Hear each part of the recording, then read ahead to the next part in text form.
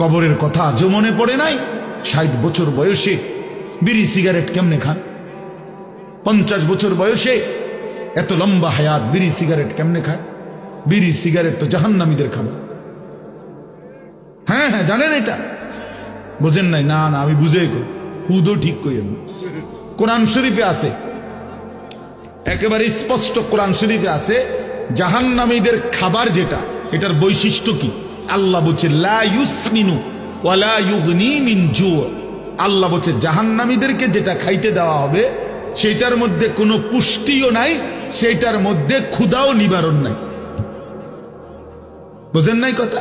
যে এই খাবারে পুষ্টি নাই, পুষ্টি বোঝেন তো, শরীরের পুষ্টি এটাও নাই, আবার কি নাই, ক্ষুধাও কি হয় না, ওয়ালা ইউগনি মিন জু, ক্ষুধাও দূর হয় না।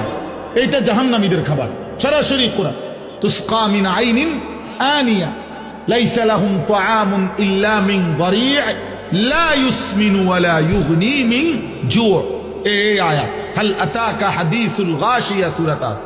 তো এখন এই বিড়ি সিগারেটের ব্যাপারে একজন ডাক্তাররে জিজ্ঞাসা, যেই কোন পৃথিবীর ডাক্তার বলবে এটার মধ্যে পুষ্টিও নাই, ক্ষুধাও নিবারণ নাই, তো এটা জাহান্নামীদের খাবার। এটা কাদের খাবার বলেন? আমি একবার এক মাহফিলে বলার পরে এক বয়স্ক লোক মাহফিলের ভিতরে আজকে বিড়ির দাম শেষ, একটা ডাইরেক্ট মাহফিলে বিড়ির দাম শেষ। আল্লাহ আমাদেরকে মাফ করে দেন। আমার বাবা, রাগ হইয়েন না, আপনারা আমার মুসল্লি, আপনারা আমার মহব্বতের মানুষ, ছেড়ে দেন বাবা। এটা খুব ফালতু একটা অভ্যাস, একেবারে রুচিহীন মানুষের কাজ। দুর্গন্ধ, দুর্গন্ধ কোন সুস্থ স্বাভাবিক মানুষের কাছে দুর্গন্ধ প্রিয় হইতে পারে না। বোঝেন নাই মিজান ভাই? এটা একটা সাংঘাতিক বিষয়। বিড়ি সিগারেট দুর্গন্ধ, পেশাব পায়খানা কেউ না খেলে সুন্দর 2 মিনিট ধরে টানতেছে, আয় হায়। আপনার তো কুমিল্লা টাওয়ারে দেখান দরকার, ডাক্তার দেখান। তাহলে দুর্গন্ধ কোনো মানুষের কি হইতে পারে না, প্রিয় হইতে পারে না। তাহলে বিড়ি সিগারেট দুর্গন্ধ কিনা বলেন না কেন? তো তাইলে এটা আপনার প্রিয় হয় কেমনে? এটা আপনার নাকে মুখে বাইর হয় কেমনে?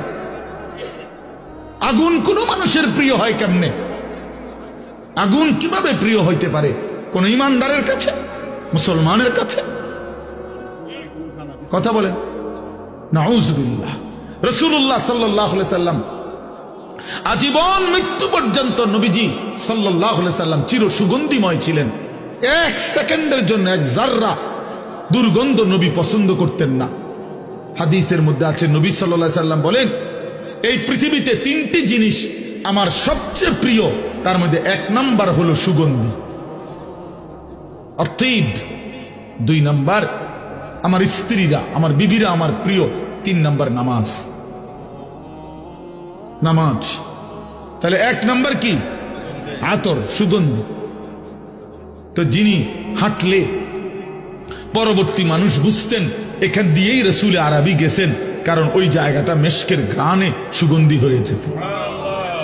যিনি একটু পেঁয়াজের গন্ধ, রসুনের গন্ধ পছন্দ করতেন না, বলে দিছেন পেঁয়াজ রসুন কাঁচা খেলে আমাদের মসজিদে, আমাদের মজলিসে আইসো না, কারণ এতে করে ইমানদারেরও কষ্ট হয়, আল্লাহর ফেরেশতারও কষ্ট হয়। কথা বলে রাসূলুল্লাহ সাল্লাল্লাহু আলাইহি ওয়াসাল্লাম জীবনে একবার মসজিদে নববীতে কারো গায়ের থেকে জুমার দিন ঘামের গন্ধ নাকে লাগছে, নবীজি বলে দিছে, গুসলুল জুমআতে ওয়াজিবুন আলা কুল্লি মুহতালিম। প্রতিটা প্রাপ্তবয়স্ক ব্যক্তির উপরে জুমার দিন গোসল করা বাধ্যতামূলক। যিনি এতটা সুগন্ধি পছন্দ করতেন, দুর্গন্ধ মোটেই সইতেন না, এই বিড়িওয়ালা মুখ নিয়া এই বেড়া এই রসুলের সামনে হাসরের ময়দানে সুপারিশের জন্য কেমনে দাঁড়াবে? কথা বলেন না, বলেন কেমনে দাঁড়াবে? কেমনে দাঁড়াবে? কিভাবে দাঁড়াবে? ওলামায়ে কেরাম থেকে জিজ্ঞাসা করে নিবেন, মুফতি সাহেব থেকে। তাইলে এই জন্য বললাম এটা জরুরি বিষয় বাবা, ছেড়ে দেওয়া দরকার। আল্লাহ আমাদেরকে বুঝ দান করে। আপনি ওই শুধু ওই ফাঁক না কথা কইলে হইতো না, কথাটা তো আসলে ঠিকই কইছে, আমরা এই তো কয় বুঝি তো বলার লেগে তো কয় ফারি না, এসব বাটফারি কথা কইলে হইতো না, এগুলো তো সিটারই কথা। ওটা ফারে না, বাতের থালা খাইতে আরে মাশাআল্লাহ, আল্লাহর কথা মানতে আরে না হবে না খানা।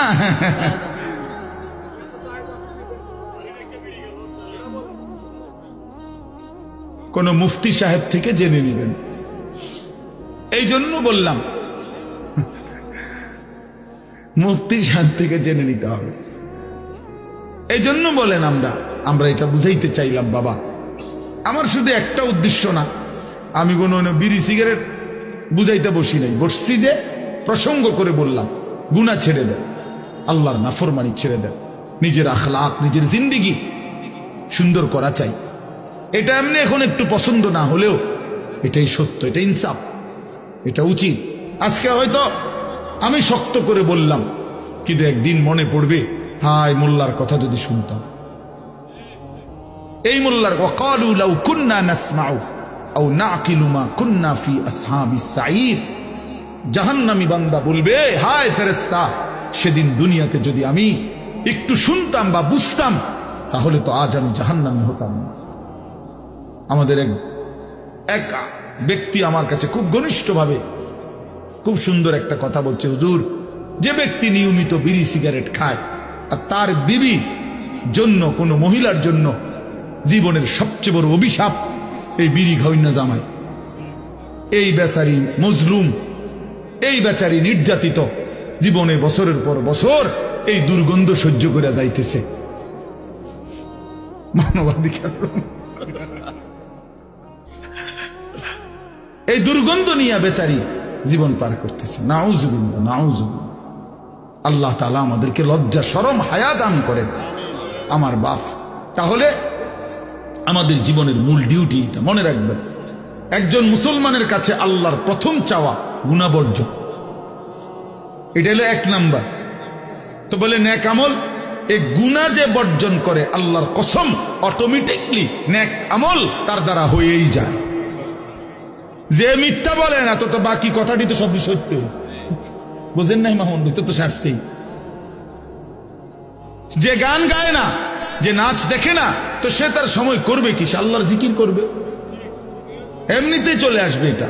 যার দিল সাফ, যার দিল গুনাহ থেকে পবিত্র থাকে, তো সে নেক আমল করতেই মজা পায়, আল্লাহকে ডাকতেই মজা পায়। আর আল্লাহ তাআলাও সেই বান্দাকে ডাইকা জবাব দিয়ে মজা পায়। হ্যাঁ, বান্দা যখন আল্লাহকে ডাকে, জিকির করে, আল্লাহর কসম আল্লাহ প্রত্যেক ডাকে আল্লাহ তাআলা সাড়া দেয়, জবাব দেয়।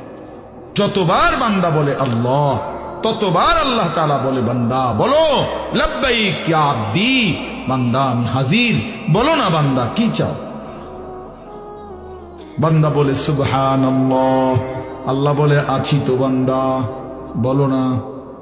সে আবার বলে সুবহানাল্লাহ, সুবহানাল্লাহ, আলহামদুলিল্লাহ, আল্লাহু আকবার, লা ইলাহা ইল্লাল্লাহ, সাল্লাল্লাহু আলাইহি ওয়াসাল্লাম, আস্তাগফিরুল্লাহ, আস্তাগফিরুল্লাহ। এভাবে বান্দা আল্লাহর জিকির করতে থাকে, আল্লাহকে ডাকতে থাকে, আল্লাহও ডাকতে থাকে। বলে বান্দা বলো না কি চাচ্ছ বান্দা। একটা সময় আল্লাহ যখন দেখে বান্দা কিছুই চায় না, কেবল আল্লাহকে ডাকে, আল্লাহ তখন মহব্বত করে ডাক দিয়ে বলে বান্দা আমি বুঝে ফেলেছি তুমি আমারে ডাইকা মজা পাচ্ছ, ঠিক আছে বান্দা তুমি আমারে ডাকতে থাকো, তোমার যা লাগবে আমি আল্লাহ দিতে থাকি।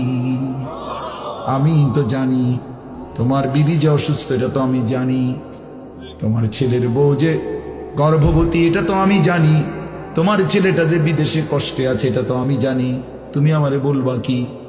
আমি তো তোমার রাতও জানি, দিনও জানি, আমি তোমার সুখের খবরও জানি, দুঃখের খবরও জানি, আমি তোমার কষ্টটাও জানি, হাসিটাও জানি, আমি তো সব জানি। সুখ তো আমি দিছি, কষ্ট মুসিবত পেরেশানি তো আমি দিছি, ঠিক না? তো আমি তো জানি বান্দা। ঠিক আছে, তুমি আমারে ডাকতে থাকো, আমি তোমার মুসিবত দূর করতে থাকি। এজন্য এটা জরুরি বাপ, আল্লাহকে ডাকা, আল্লাহকে ডাকা, গুনাহ থেকে বর্জন করা। আল্লাহ আমাদেরকে তৌফিক দান করেন। জিন্দগিটা যদি সুন্দর করেন, ইবাদত আমলে সাজিয়ে তোলেন, বহুতই লাভবান হবেন, নেককার হিসাবে গণ্য হবেন, আর আল্লাহ তাআলার চির নিয়ামতে ভরা জান্নাত বসবাস করবেন। এই এবার শুনেন, 5টা আয়াত মাত্র পড়ছি, এবার এই তর্জমা বললে আমার কথা শেষ। 5টা আয়াতের তর্জমা শুনেন। আল্লাহ তাআলা বলেন, ইন্নাল আবরারা লাফি নাঈম। আল্লাহ তাআলা বলেন, আমার নেককার বান্দাগণ, আমার সৎকর্মপরায়ণ ঈমান আমলওয়ালা বান্দাগণ লাফি নাঈম, নেয়ামতে নেয়ামতে ভরা জান্নাতেই বসবাস করে। নেয়ামত, আল্লাহ ডাইরেক্ট বলছে জান্নাত, এটা নাঈম, নেয়ামতেরই যায়। যদি বলি আল্লাহ কয়টা নেয়ামত দিবেন, কয়টা দিবেন, তা আল্লাহ কোরআনে বলছে, ইযা রাআইতা সাম্মা রাআইতা নাঈমান ওয়া মুলকান কাবীরা। আমার এটা কইতেই পারলেন, ইযা রাআইতা সাম্মা রাআইতা নাঈমান ওয়া মুলকান কাবীরা। আল্লাহ বলে, আমার জান্নাতি বান্দা জান্নাতে ঢুকবে আর তার নেয়ামতে ভরা জান্নাত দেখবে, আবার ঘুরে ঘুরে দেখবে, আবার দেখবে, আবার দেখবে, চোখ ফিরায়া ফিরায়া দেখবে, দেখে দেখে সে টের পাবে তারে নেয়ামতে নেয়ামতে ভরা এক বিশাল সাম্রাজ্য আল্লাহ দান করেছে। নাঈমান ওয়া মুলকান কাবীরা, এক বিশাল রাজত্ব। কদ্দুর লইয়া 10 হাত বাই 10 হাত, 40 শতক। কাশীনগর ইউনিয়নে নেই মনে করছেন? না, 10টা দুনিয়া বরাবর সবচেয়ে ছোট জান্নাত, নিয়ামতে ভরা, পুরাটা কোটি কোটি নাজ ও নিয়ামতে ভরা। আলাল আরাইকি ইয়ানজুরুন। এবার আল্লাহ বলেন, আমার জান্নাতি বান্দা জান্নাতের সিংহাসনে বসে দেখতে থাকবে। কি করবে বলেন না কেন? দেখতে থাকবে। এখন প্রশ্ন হলো, কি দেখবে? 3 জিনিস দেখবে। কয় জিনিস?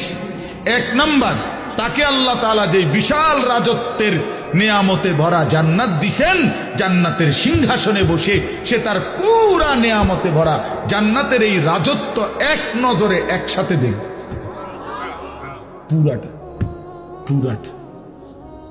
আর কেমনে?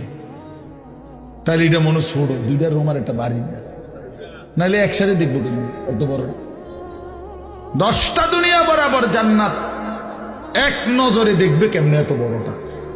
তা আমিও একটা সহজ উত্তর দেই। কেমনে দেখবে জানেন?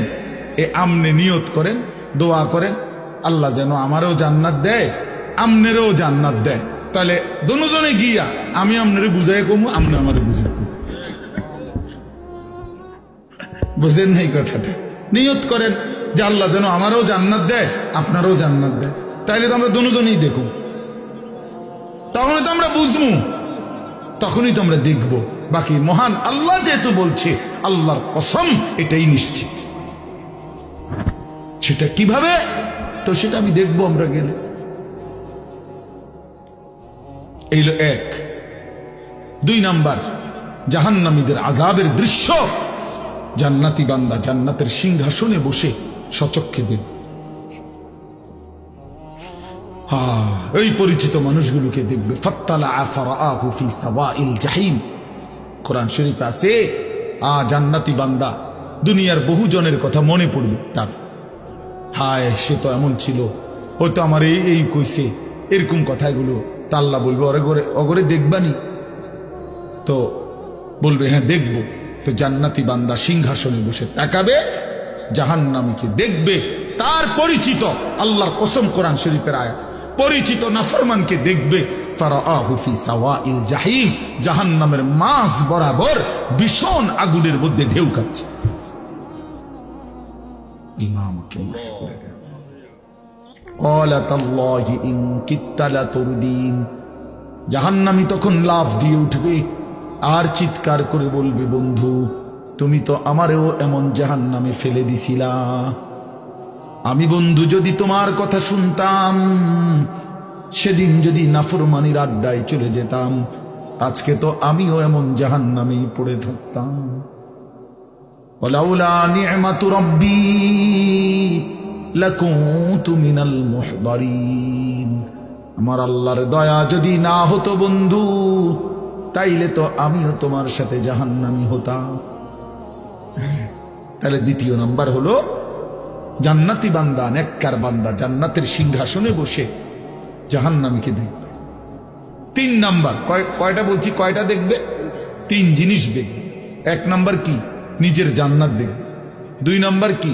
জাহান্নামের আযাবের জাহান্নামীদের দৃশ্য দেখবে। 3 নাম্বার, এটা কইমু, হ্যাঁ, এটা অসাধারণ, একটু জিরা নাম আদাম। আল্লাহু আকবার। এটা হলো জান্নাতি বান্দা জান্নাতের সিংহাসনের মধ্যে বসে উপরের দিকে তাকাবে আর মহান আল্লাহ পাক রব্বুল আলামিনকে দেখতে থাকবে। আলাল আরাইকি ইয়ানদুরুন ইলা রাব্বিহি আযজা ওয়া জাল। মহান আল্লাহ পাকের দিকে একবার যখন তাকাবে জান্নাতি, ৭০,০০০ বছর এক নজরেই তাকিয়ে থাকবে। ৭০,০০০ বছর। হ্যাঁ, মানে আমার শায়েখ আল্লামা মুফতি মুশতাকুর নবী সাহেব বহু বয়ানে বলছে, আমরাও পড়ছি, হুজুরের কাছে আমি কত শুনছি, জান্নাতে কোন নেয়ামতের মজা ৭০,০০০ কমে নাই। বুঝেন না? কোন নেয়ামতের স্বাদ মজা ৭০,০০০ বছরের কমে নাই। জান্নাতে এতে ৬৭, ৬৮, ৬৯টা নাই। জান্নাতের শুরুই ৭০,০০০ দিয়া। সুবহানাল্লাহ, সুবহান। যেমন ডান কাদের ফেরেশতা, এই যে এই ফেরেশতা যিনি নেকি লেখে, ওনার কাছে ১, ২, ৩, ৪, ৫, ৬, ৭, ৮, ৯ নাই। না, এই গড়ে নাই ওনার, এককের গড়েটা নাই ওনার কাছে। উনি শুরুই করে ১০ দিয়া। উনি শুরু করে কত দিয়ে? মান জাআ বিল হাসানাতি ফালাহু আশরু আমসালিহা। প্রত্যেক নেক আমলের শুরুই কত দিয়ে? ১০।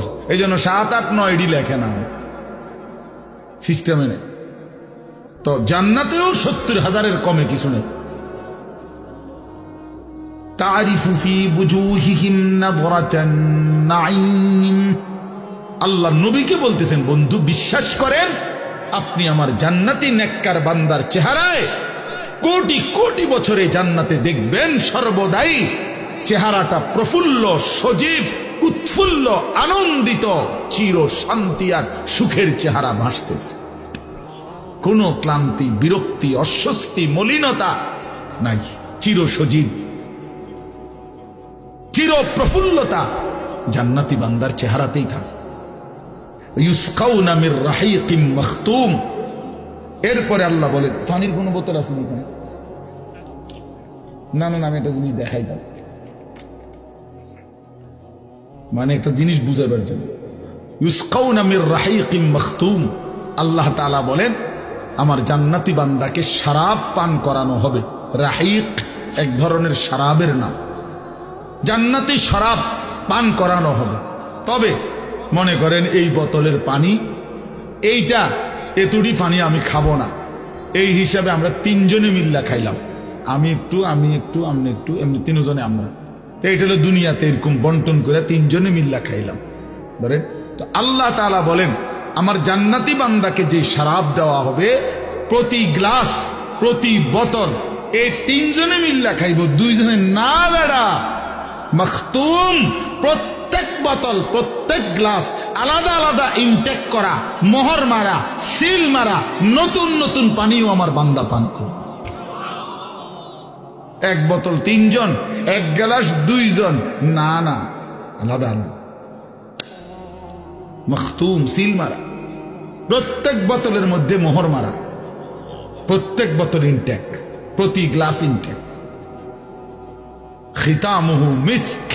আর প্রতিটা বোতল নাড়া দিবে, প্রতিটা মুখা, অর্থাৎ প্রতি গ্লাসের মোহর সিল সরাবে, পুরা জান্নাত মিস্কের গ্রানে ভরে যাবে। খিতামুহু মিস্ক, এই প্রতিটা মোহর হবে মিস্কের সুঘ্রাণওয়ালা। এইবার আল্লাহ তাআলা বলেন, বান্দা যদি এই জান্নাতের এই বর্ণনা শুনে মজা পেয়ে থাকো, মনের মধ্যে যদি আগ্রহ জাগে, তো আমি এটাই বলতেছি, ওয়াফি যালিকা ফালিয়াতানাফাসিল মুতানাফিসুন। এই যে কথাটা একটু আগে বলছিলাম যে আমি বলবো, এই কথাইটা আল্লাহ বলেন, অতএব হে বান্দা আমার, এই জান্নাতের জন্যই তোমরা প্রতিযোগিতা করো। এই যেটা শুনলা, যদি কারাকারি করতে হয়, যদি প্রতিযোগিতা করতে হয়, তো জান্নাতের জন্য করো। ওয়াফি যালিকা, এই জান্নাতের মধ্যে এটা নিয়ে প্রতিযোগিতা করো পরস্পর, এটা নিয়ে পরিষ্কার। দুনিয়া নিয়ে করো না, দুনিয়া নিয়ে কারাকারি করো না। দুনিয়া ওই যে বললাম, জিতলেও মরে যাইবা, হারলেও মরে যাবে। 100 কোটি টাকার মালিক সেও মরে যাবে, আর 1 টাকার মালিক সেও মরে যাবে। এই জন্য বাপ রাত গভীরে আপনাদের কাছে আজকের এই মাহফিলে আমরা এই কথাটুকুই বুঝাইলাম, আল্লাহ তাআলার জান্নাতের জন্য অপেক্ষা করুন। টিটকারি মস্কারি দুনিয়ায় কোন ইমানদারকে নিয়ে করলেন, আপনি নিজেরে চালাক মনে করলেন, হুজুররা বোঝে কি, হেতে বুঝি কি?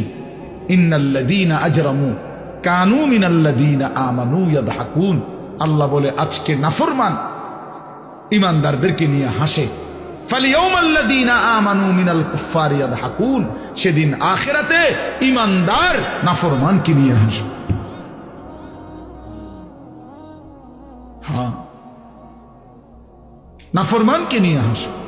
অতএব দয়া করে প্রত্যেকে হারাম ছেড়ে দেন, গুনাহ ছেড়ে দেন, আখিরাতের জন্য এগিয়ে আসেন। এই আপনাদের কাছে যেটুকু সুযোগ, বারবার বারবার বারবার আমরা ওলামায়ে কেরাম ঘুরে ঘুরে এই কথাগুলোই আপনাদের কাছে বলে, আল্লাহর কথা ফেরি করে। আমার শেষ কথা হইল, যে কয়জন আল্লাহর বান্দা বসছেন, মনে করেন আর যদি কোনোদিন বলতে না পারি, তো আজকে শেষ 2টা কথা বলি। 1 নম্বর, আল্লাহ কোরআনে বলছে, ফাবিআইয়ি হাদিসিন বা'দাহু ইউমিনুন। এই শেষ কথাটা মনে রাখেন। 1, আল্লাহ তাআলা আমাদেরকে জিজ্ঞেস করছে, বান্দা 30 পারা কোরআন আমি নাজিল করলাম, 23 বছরে আমার রাসূলের উপরে কোরআন নাজিল করলাম। এক একটা কথা এই সর্বশ্রেষ্ঠ কোরআনে কালামে আমি বারবার করে বললাম। তোমার কাছে এবার আমি জানতে চাই, বান্দা আমার মতো মহান আল্লাহ আর কতবার বললে, আর কোন কিতাব নাজিল করলে, আর কেমনে বললে তুমি বিশ্বাস করতে, তুমি মেনে নিতে? এই আপনারাই শুনেন, আমার বেশি মানুষের দরকার নেই। 80 বারের চাইতে কোরআনে নামাজের কথা আল্লাহ বলছে 89 বার, 89, 8 নয়, 89 বার ইয়া আইয়ুহাল্লাযীনা আমানু, হে ইমানদার বলে ডাক দিছে। তো মনে করেন আল্লাহ যেন জানতে চাচ্ছে, আমার বান্দা আমি আর কতবার বললে তুমি নামাজ পড়তে? আমার মতো মহান আল্লাহ, আমি তোমারে বানাইছি বান্দা, তোমারে খাওয়াই পড়াই, এত বড় কায়নাত আমি তোমারে দিছি। আমি তোমার কাছে এখন জানতে চাচ্ছি, বান্দা আর কেমনে বললে, আর কতবার বললে তুমি হারাম ছাড়তে? বলেন না বাপ, আপনারাই বল, কষ্ট করছেন আপনারা, সবর করে বসছেন, এবার ইনসাফের সাথে জবাব দেন। আল্লাহ যদি মনে করেন এরকম মুখামুখি জিজ্ঞাসা করল, তো আপনি কি বলবেন? কোনো মা যদি জিজ্ঞেস করে, ফুত আমি তোরে 2টা বছর বুকের দুধ খাওয়াইছি, 9 মাস বাবা তোরে আমি পেটে ধারণ করছি, সেই মাকে তুই কেমনে ভুলে গেলি? আচ্ছা, এই কথা বলে যদি কোনো মা কাঁইদা দেয়, ওই সন্তান যত বড় পাষাণ হয়, সে মাথা নোয়ায় ফেলবে না? তো মহান আল্লাহ পাক বলতেছে, বান্দা 23 বছর আমি কোরআন নাজিল করছি, আমার বন্ধুর রক্ত আমি সয়েছি, কত কষ্ট সয়েছি, বিনিময়ে আমি তোমাদের জন্য এত পবিত্র কোরআন দিলাম। ফাবিআইয়ি হাদিসিন বা'দাহু ইউমিনুন। এরপরে আমি আর কি বললে, কেমনে বললে তুমি মেনে নিতা? অতএব আপনি চিন্তা করে উত্তর ঠিক করেন। আর কতবার বললে ফজরের নামাজ পড়তেন? এই আমরা যে কয়েকজন বলেন যারা ফজরের নামাজ পড়েন না, কেন পড়েন না? ছেলেরা, বাবা বলো ভাই, কেন ফজরের নামাজ পড়ো না ভাই? তোমার উপরে কি আল্লাহ নামাজ ফরজ করে নাই? সামান্য ঘুমের কাছে হেরে গেলেন, সামান্য ঘুমের কাছে হেরে গেলেন। সকালবেলা যে মালিক ঘুম থেকে জাগায়, তিনি যদি আর কোনোদিন ঘুম না ভাঙায়? কোরআন শরীফেতে স্পষ্ট আছে, প্রত্যেক মানুষ যখন ঘুম যায়, আল্লাহর কসম, আল্লাহ বলছে রূহ আমি আলাদা করে ফেলি, এরপরে আমি ইচ্ছা করলে ফেরত দিই, ইচ্ছা করলে আমি আটকায় রাখি। কত বড় ইহসান! আল্লাহু ইয়াতাওয়াফাল আনফুসা হিনা মাউতিহা ওয়াল্লাতী লাম তামুত ফী মানামিহা ফায়ুমসিকুল্লাতী কাযা আলাইহিল আজাল। এই আল্লাহ বলে, যার জন্য আমি মৃত্যুর ফয়সালা রাখছি, ঘুমের মধ্যেই তার রূহ আমি আটকায় রাখি, আর দেই না। ওয়ায়ুরসিলুল উখরা ইলা আজালিন মুসাম্মা, আর অসংখ্যকে একটি নির্দিষ্ট সময়ের জন্য আবার রূহ ফেরত দেয়। তো এই ঘুম যদি আর না ভাঙে, প্রত্যেক মানুষ আমরা যদি কল্পনা করি, রাত্রে যখন আমরা ঘুমাইতে যাই, সবাই, আমিও আপনিও, প্রথম মিনিটেই ঘুম আসে না। চোখ বন্ধ করলেই মানুষের কি আসে না? 10 মিনিট, 15 মিনিট, আধা ঘন্টা, 20 মিনিট, এক একজনের এক একটু সময় পরে ঘুম আসে, কিন্তু ঠিক কোন মুহূর্তে ঘুমটা আসছে সে কেউ জানে না। কোনো এক পলকে মালিকের পক্ষ থেকে ঘুম আসে, সে তো চোখ বন্ধ করে রাখছে অনেকক্ষণ ধরে। তাহলে এই যে 15 মিনিট লাগলো ঘুম আসতে, এবার চোখ খুলতে যদি 15 মিনিট আটকায় রাখতো, বুঝেন নাই?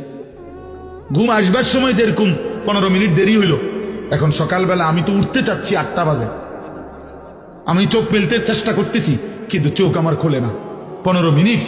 এইবার বলেন, এই নাফরমানের চিৎকারে আল্লাহর জমিন কাঁপবে কিনা? যদি তোমার আল্লাহ আটকায় রাখে চোখটা, মানে খুলতে পারতেছ না, কি হবে তখন? চিল্লানিটা। কারো একদিন পায়খানা আটকায় থাকলে কেমন চিল্লানি, পেশাব আটকায় থাকলে, বলে কিভাবে আমরা আল্লাহর নাফরমানি করছি? এই হলো একটা কথা। 2 নম্বর প্রশ্ন হলো, প্রিয় নবী সাল্লাল্লাহু আলাইহি ওয়াসাল্লাম তিনি 23 বছর একটানা উম্মতের জন্য কাঁদছেন কিনা? আম্মা জান আয়েশা রাদিয়াল্লাহু তাআলা আনহা বলছেন যে এশার নামাজের পরে নবীজি সাল্লাল্লাহু আলাইহি সাল্লাম উম্মতের জন্য দাঁড়াইছে, চোখের পানি ফেলতেছে, কাঁদতেছিলেন, ফজরের আজান পর্যন্ত এক দাঁড়ানোতে কাঁদছে সারাটা রাত। আয়েশা রাদিয়াল্লাহু তাআলা আনহা বলেন, আমি নিজ চোখে দেখছি আল্লাহর নবী আমার স্বামী এই দাঁড়ানোতে চোখের পানি ফেলছে আর কাঁদছে, হাত্তা তাওয়াররামাত কাদামাহু, 2টা পাও ফুলে গেছে। তায়েফের পাথরের আঘাতে পিঠ এই পরিমাণ রক্ত ঝরাইছে, পায়ের জুতা পায়ের তালুর সাথে জমাট বেঁধে গেছে, সারাটা পিঠ চালনির মতো ছিদ্র হয়ে গেছে। ক্ষুধার কষ্টে পেটের বুকে পেটে 2টা পাথর বাঁধছে। উহুদের দান করা শহীদ হয়ে, রক্ত ঝরিয়ে শহীদ দান শহীদ হয়ে ঘন্টার পর ঘন্টা উহুদের ময়দানে বেহুশ হয়ে নবী পড়েছিল। 3 মাস আম্মাজান আয়েশা নবীর স্ত্রী সাক্ষী দিছে যে আল্লাহর কসম, 3 মাস আমরা নবীর 9 জন বিবি নবীকে নিয়ে কোনো ঘরে চুলায় কোনো দিন আগুন জ্বলে নাই, রান্না করা কোনো খাবার খাইনি।